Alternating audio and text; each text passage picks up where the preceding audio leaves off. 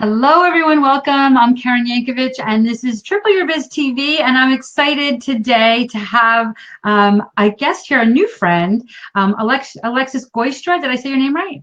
Giostra. Giostra. Okay, I should have asked you that before we came live. And Alexa was introduced to me by a mutual friend of ours, Alexia Anastasia, and we're going to talk about Alexia today. Um, but I'm excited to have her here because, I when I dug in to get to know more about her, obviously before I had her on the show tonight, I was really intrigued by a lot of things that she's doing. So I'm looking forward to hearing her story behind all of that.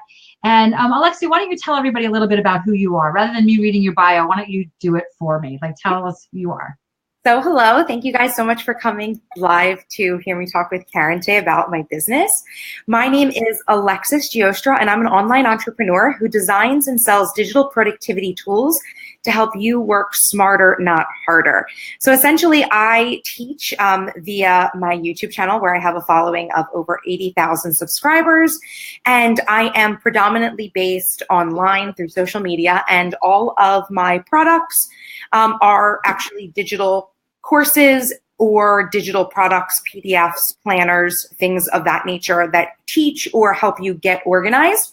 And I do have some business products for people who are interested in online business, but I am mostly interested in productivity and planning from a female perspective. The way that I think about productivity and planning, I think, is a little bit different than I see a very traditional masculine approach to productivity that is kind of been the backbone of the subject through like business development and personal development is always the realm in which we've been able to see and learn more about productivity. So I don't know if you're familiar with some of the big names like David Allen, Getting Things Done, or, Stephen Covey's, 7 Habits of Highly Effective People. These are like those classic productivity books that I think many of us sort of either grew up seeing, or in my case, I read them when I was in high school because I was that weird girl who really liked productivity that much. But for most Yeah, I'm actually like I am never far from I use Michael Hyatt's Full Focus Planner. But you're right, it's very masculine. It's a very masculine. A lot of times I really feel like the strategies and things that are put forth by a lot of these productivity geniuses who do tend to be men, and it's mostly geared towards what I would say, white collar working men in the business sphere. So when I was teaching, I started teaching in about 4 years ago through my YouTube channel, productivity and planning. I very quickly learned, because my audience was mostly women who were either working or were also full-time moms, and they weren't someone who was necessarily business minded when it came to productivity. So through talking to my students and my community, I really recognized that, a lot of these things and a lot of these strategies that I was sharing with them, although they were helpful, they really only scratched the surface of the sorts of expectations and responsibilities that are very unique to women, especially in our society today. I don't have to tell you, Karen, you're probably used to wearing a lot of hats. More so than if you're married or have maybe a male partner or spouse. Women tend to be the ones who work, raise the kids. They're in charge of the PTA meetings. They are, very responsible for family and extended family on their own family, and usually their spouses as well. And they are also involved in a lot of community things like their church groups and things outside of the home. So women really wear a variety of hats that I like to joke, I love David Allen, but please, David, explain to a working woman who has children and all of these responsibilities how she's supposed to, streamline her inbox when her children and her husband and her job and all of these places are an inbox, right? So right. And there really are only, I can only really think of a handful. Laura Vanderkam is one of them. She has a book called I Know How She Does It. There are very few women approaching productivity. And I really think that now is the time really where we really need to be having a conversation as women about productivity and what is making us productive and successful, because now more than ever, we have more responsibilities. And for me, a big thing of what I try to teach is setting boundaries and saying no, which is one of the hardest things in the world to tell a woman to do for her own sanity and and our own personal development. I totally agree. And women put themselves last all the time. So we need to start putting ourselves first. And really, and nothing will make your business grow faster by learning how to say no. I firmly believe that as well. Yep. So Alexis, what makes your products different than the men products or the products that you're mentioning? Like what is different about your stuff? So I would definitely say that what is remarkably different than what I normally see out there when it comes to productivity is that I really look holistically at productivity in terms of not just like what you're getting done. I think a lot of times when we talk about productivity, especially in the business sphere, it is a lot about hustling, right? We love to use this word hustle in business, like work harder and harder and harder. And a lot of times I think the conversation around productivity is, what are the strategies and time management hacks that I can use to get a week's worth of work done in one day? Well, whoa, hold your horses. Because with me, that's not what it's about. I don't teach productivity so that you can learn how to get more in. I teach productivity from the philosophy that you need to drop the load and then reevaluate your priorities and only pick up the things that are truly important to you, so that you have the time and space and energy to restore yourself to full capacity before you're going and doling out your time and energy to other people. So I would say that's definitely the main difference, is that I really come from a very self-care and very, like people would say, self-centered, right? But we really need to be our number one priorities, because as they say, you can't serve from an empty bowl. And I absolutely love using the analogy, especially since I'm going to be flying tomorrow, of, when you get on an airplane, they give you that little safety speech and they say, make sure that you secure your own oxygen mask before you help others. Right. Because as women, our first response would be, let me help my child or my spouse next to me. But you don't do anyone good if you get knocked out because you didn't put your mask on first. So when you show up for yourself, you're able to help others as well. So that's really, I think, what the major difference is between what I kind of preach and what I see other people talking about. For me, productivity is not a means to get more done and jam more in. It's a way to focus and prioritize so that you really are making meaningful progress to things that are actually important. So what was your path to creating a business around this? So how did this start to become a business for you? Yeah, I mean, it was really a very accidental sort of thing that happened. I have always been someone who was interested in productivity. Like I said, from high school, I was, reading productivity books. And for me, it's funny because I say that the reason that I love productivity is because I really believe I'm like the world's laziest person.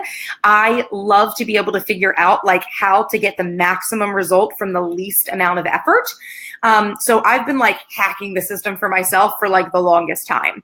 And I do pretty well at it, actually. Like, I graduated from college early with 2 majors. I worked my way up 4 promotions in 5 years at a Fortune 50 company before I ended up going full-time for myself. And during the during the time between, college graduation and going full-time for myself, I am someone who loves technology. I've grown up loving it. I had an engineer who worked for the FAA as my grandfather, and one of my mother's husbands was someone who like taught us how to build our own computers. So I love technology, and I was, of course, interested in like blogging, social media back in the day when it was first starting. So I started my first blog in 2008. I started messing around on YouTube in 2009, and literally it just became like my side passion project, because my 9-to-5 was really, I graduated in 2008, so I didn't get a job in the field that I thought I was going to be working in, which was publishing, because I had a liberal arts degree, and this was not the greatest time to go into the, market for a job. So I worked for Fortune 50 sales and marketing, and it wasn't the job I ever thought I'd have, but I liked the people and the work was interesting and challenging enough for me.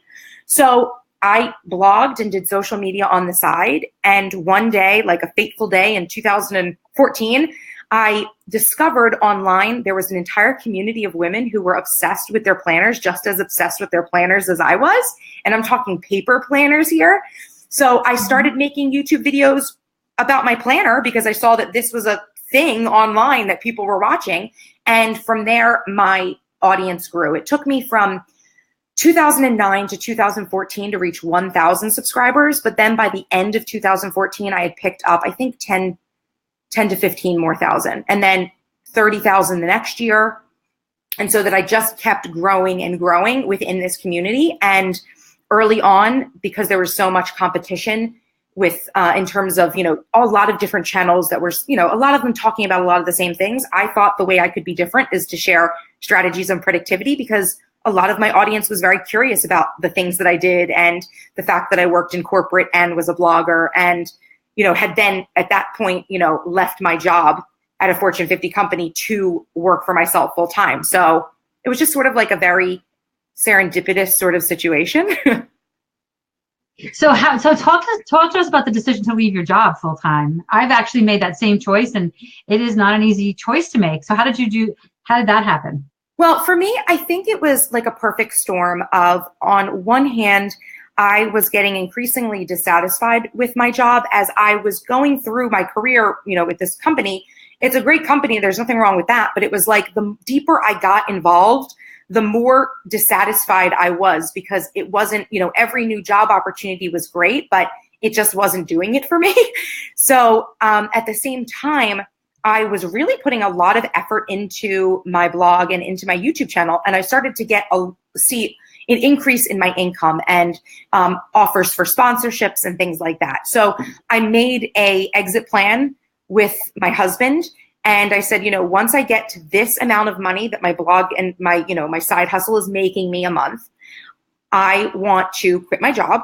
And the stars aligned and I was able to do it. And, we were still are pretty frugal with our money. Like we both obviously, we both bring in like full-time incomes, and we really, we keep our expenses so that we only would have to live on one person's income, because we came out of that time where, jobs and things were very uncertain. So I like to keep our expenses very minimal. So we had a very good, savings. So if I didn't make a dime after I left my job, I had enough time to to add, that we had money in the bank so that we weren't going to go broke.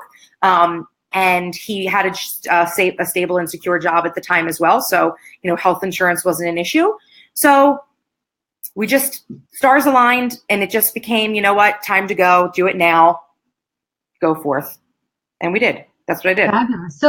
So, and I mean, I'm saying this just truly from wanting people that watching this to understand how you developed your business. So the way that you monetize this though was through the selling of your products and with sponsorships.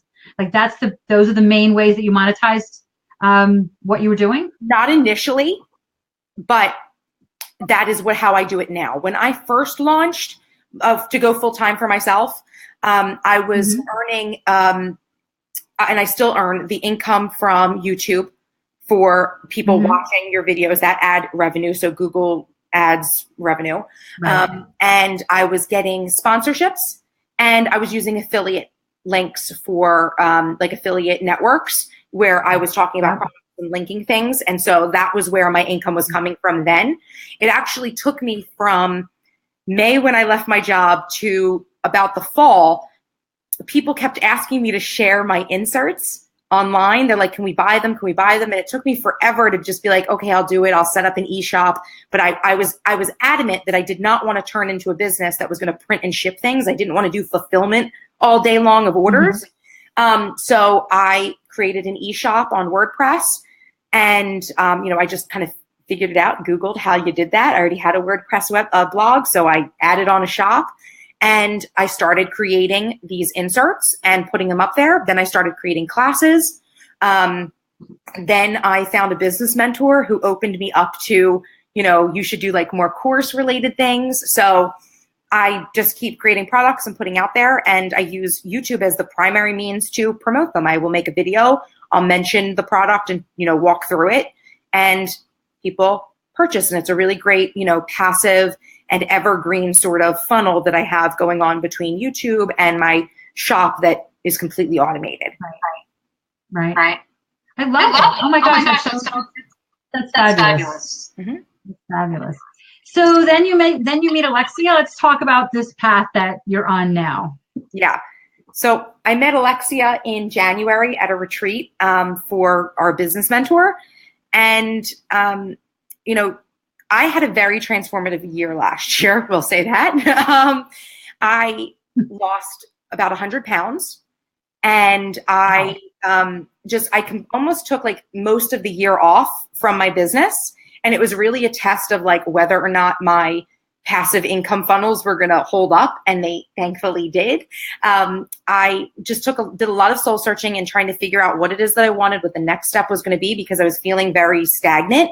And I went to this retreat. I was actually presenting on YouTube at the retreat, and I gave, we all went around the room and kind of explained who we are and what we did. And I explained that I was in this conundrum of, I need to move forward, and I feel like this is the year I need to become a thought leader. And I had thought that that meant that I was going to be doing more speaking engagements and things like that, getting my message out about this philosophy of productivity that I have, which I have been doing.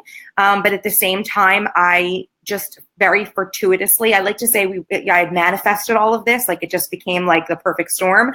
And I was grouped up with Alexia for one of our, group projects where, we had to brainstorm how we were going to solve our big problem for the year. My big problem being, how do I become a thought leader? And Alexia and I really connected. And through the weekend, just, explained more about like the philosophy and, how I feel like women need to start putting themselves first. And, we see right now in society this, again, I feel like we go through cycles, and we're in another cycle right now where, women are a big topic again, and taking back our power. So I feel like this is maybe like another perfect storm sort of moment where maybe, we need to take a moment to reevaluate what our expectations are and how society gives us perhaps too many hats to wear as a women. And we need to start having confidence to set the boundaries if we want to prioritize getting our own things done. So by the end of the weekend, Alexia had come to me and said, I have this idea. How do you feel about making a movie? So I was really— Tell us about that, because I know what you're talking about, but the people watching do not. So tell us what you did. Okay, so Alexia came to me, and Alexia is a female independent filmmaker and documentarian. So she came to me and offered, would you be willing to make a documentary about yourself? Let me make a documentary about you, really. So we talked about it, and I agreed to be the subject of her next documentary that's titled The Productivity Alchemist. And it's all about me and this philosophy that I have about productivity that is very much, like we talked about today, very different, very much more grounded in like a more feminine energy sort of female-centric mindset, but a lot more about, in a lot of ways, a lot of new age sort of philosophies and quantum theory, and the idea that, I'm an alchemist. I basically came out and said that. Like, I came out of the closet of being an alchemist. That is what I do. And I know it's a funny word to kind of be using, but to me, an alchemist is someone who is preoccupied with the transmutation of energy into matter. And that's what I do. I help people bring things from 5D, the fifth dimension, spirit plane, into the third dimension, from ideas to reality. That's what I teach people how to do. And so I am a productivity alchemist, and I believe that this philosophy, really for the last year, I went really deep studying a lot of ancient philosophies, plus, quantum mechanics and quantum theories. And there's so much overlap that I really just feel like it has produced this just very formulaic approach to creating success and creating a life that you want to live. So cool. Okay, so so tell us a little bit. It must be exciting to be doing a documentary about yourself. How does that feel? It's kind of like it's weird. It feels weird. I feel like if you had like the biggest celebrity in the world on, and you asked them how it felt to be a celebrity, they're like, I still feel like myself. But there's, all this attention of, people who like, you hear like, oh, you're making a movie. That's so interesting. You're the subject. Right. I'm not surprised someone's making a movie about me. I've said it a million times, someone should make a movie about me. And finally, someone decided to make a movie about me. So I just consider that so fun. So fun. Yeah. So, I love it. So give us a little insight about what we'll learn, when we see the movie, what we'll learn that we don't already know about you. Learn about that you don't already know about me, or about like the work? Yeah, movie. What kinds of things in the movie will we learn more about than what you said? Like, where is it going to dive in? Like, what will we learn that maybe we wouldn't have expected in your journey? Ooh. Well, at this point, Alexia is the director, and we haven't started filming.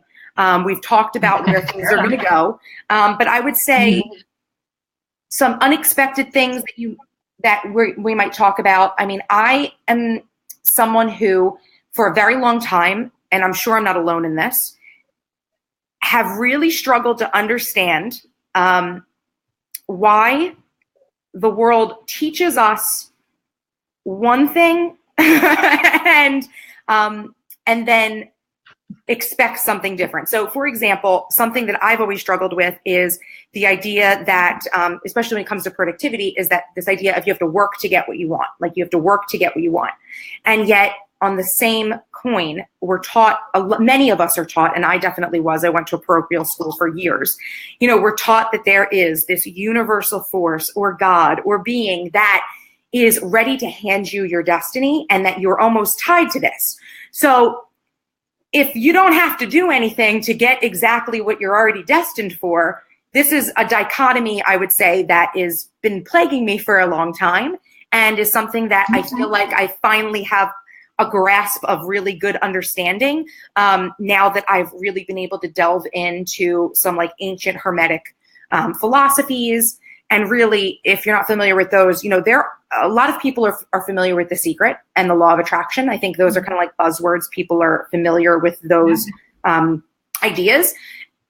And more mainstream. They're a little bit more mainstream. And I think a lot of people, either you love Law of Attraction or you find it to be very problematic because there are some things that are suggested that not everybody feels confident about. I mean, I think everybody can agree, like, oh, I love the idea of visualizing what it is that I want and things like that. But there are a lot of gray areas that Law of Attraction doesn't really speak to that can really stir the pot. And it was something that caused me a lot of anxiety as well. Like, how can I believe this? And, and there's this piece that just doesn't sit right. And I did more digging behind Law of Attraction. There's even more behind Law of Attraction.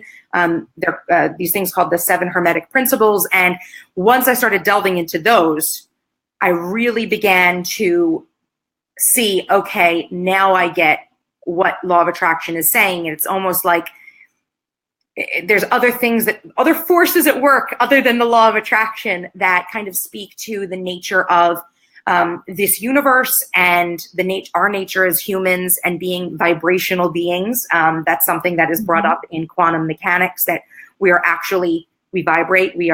Everything is vibrating. We're all energy.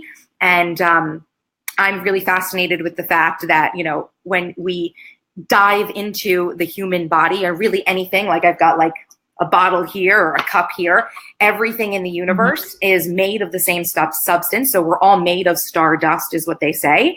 And when you zoom into us, go super far, even to the quantum level that we actually can't even see yet, we actually are on one level a collection of particles that are just densely packed. But if you go even further, we actually turn into a representation of space, that the smallest particles that make up everything in the universe look exactly like the solar system does. There's a tremendous amount of space between objects that are just sort of rotating around each other.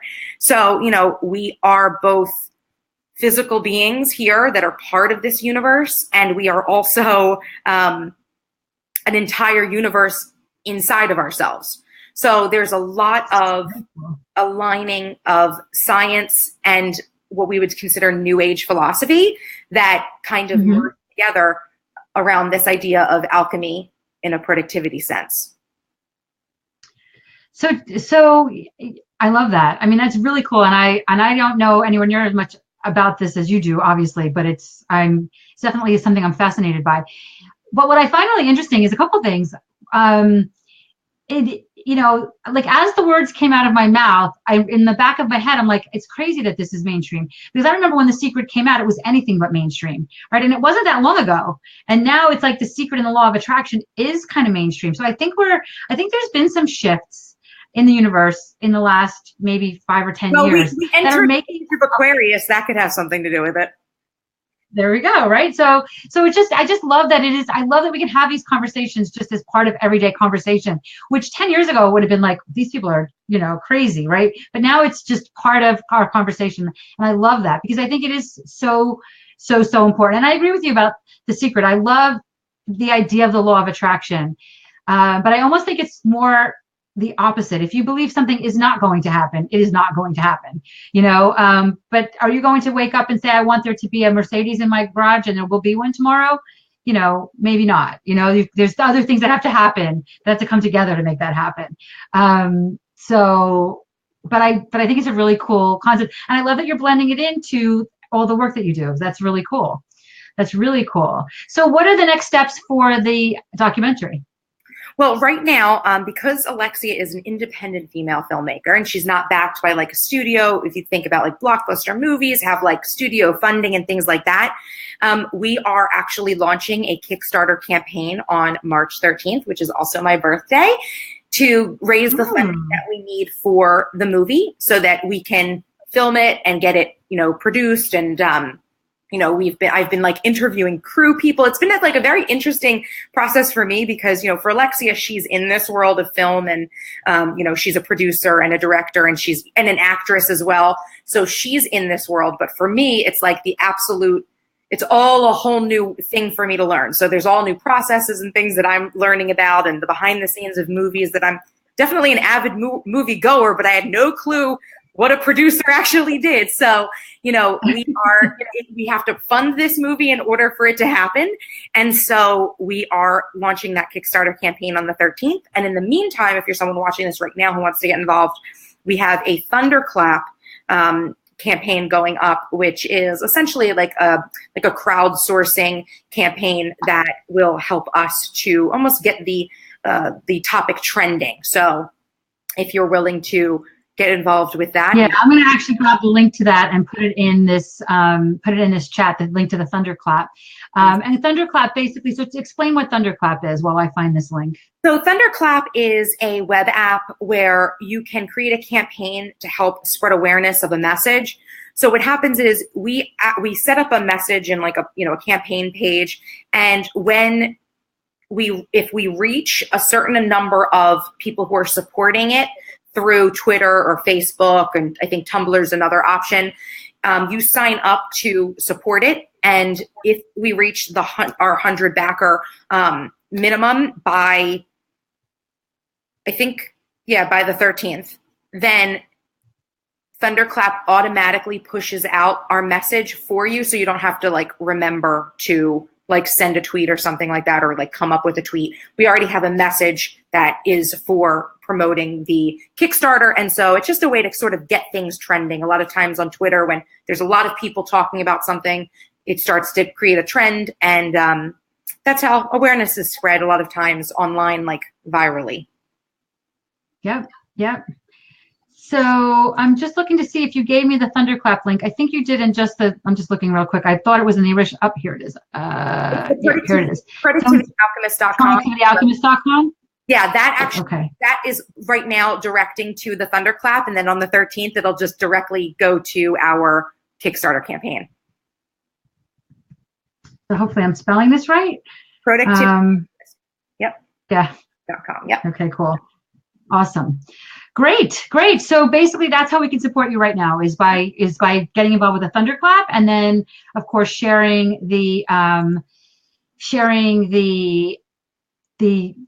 funding campaign once that becomes available. Awesome. That's exciting. So you're leaving tomorrow for LA, and I'm the journey begins. For LA for 2 weeks to start doing events and production stuff. So, I get to go to Hollywood and talk to producers and, all that fun stuff. That's so fun. That's awesome. So will you be doing YouTube videos in the meantime? Like, are you journaling? Like, is there anywhere we can follow your journey?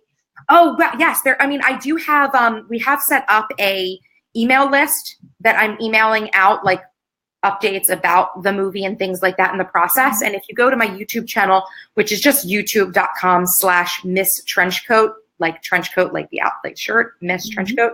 That is my YouTube channel. And there is a video that talks about, a very recent video that says, an exciting new journey for my life. And in there's a link, and I can send it to you too if you want to add it to the video, but there's an email list that you can get on if you are interested in following along more. And, following my YouTube account as well. I will be making videos in the meantime, not necessarily fully vlogging, but if you follow me on Instagram, I Instagram story like everything I do. So if you follow me. Okay, there we go. That's what I was looking for. Okay, yeah, cool. Okay. So we'll follow you on Instagram. And then, all right, so tell me, before we go, I want to just hear, what's Miss Trenchcoat? Oh, how did that come about? I've been on the internet for so long. It was a very, very old handle for a game that I played. And I signed up for YouTube with it, and I kept calling myself that. And then we got too deep. Like, too many people knew me by that name for me to walk away from it. So it is what people call me, even in my family. People call me Miss Trenchcoat. Oh, really? That's fun. Awesome. Yeah. Awesome. Well, I wish you so much luck with this. I'm going to be definitely watching your journey, and I hope to be a part of it in some way, shape, or form. And I'll help you guys promote this. I think it's first of all, I think Alexia is amazing, and I love the passion that she puts into everything she does. And it just sounds like so fun. It sounds like it's such a fun thing. I kind of want to come just hang out and play with you guys in LA next year. I mean, who makes a movie? Like, this is the day and age that we live in. You can just make movies. You can just start a business, you can just write a book. You don't need permission from anybody to do anything. Like, you want to make it happen, do it. Like, you want a TV show, make a YouTube channel and have a regular show. Like, the possibilities in 2018 are endless. Well, and that's exactly that is a great way to segue into why I do Triple Your Biz TV. I think that or my podcast, Good Girls Get Rich, you guys that are watching this, that's my passion, is to help you understand that you don't exactly have to wait for anybody's permission. There's tools out there to just take what you're passionate about and start to create a profitable business around that. And, you can create profits from doing the things you love. I mean, Alexis told us a couple of ways that, that I think a lot of us are like, even me, I'm even like, wow, I think I need to put some more effort into my YouTube channel. So, there's so much available to us to do it. And I love being able to share people like Alexis with you, so that hopefully it'll inspire you to do something to get your business rolling and profitable and create the business and the life that you love to lead. So Alexia, how is people going to, I can't keep it straight, and Alexia's not even here. I know. I told her, I'm like, we're going to call ourselves Lex and Lexi, and that's just how it's going to go. Okay. All right. There you go. Which one are you? Lex. Are you Lex? Okay. You're Lex? I'm Alexis. Okay. So Lex is my nickname. And then Alexia, people call her Lexi. So Lex and Lexi. Okay. There we go. All right. Well, Lex, it was great to get to know you, and I'm looking forward to watching your journey, and I wish you the best of luck with it. Thank you so much for being here on Triple Your Biz TV. And I'll be back next week with another fabulous guest, and wishing everybody a fabulous week. Take care, everyone. Bye, Alexis. Bye.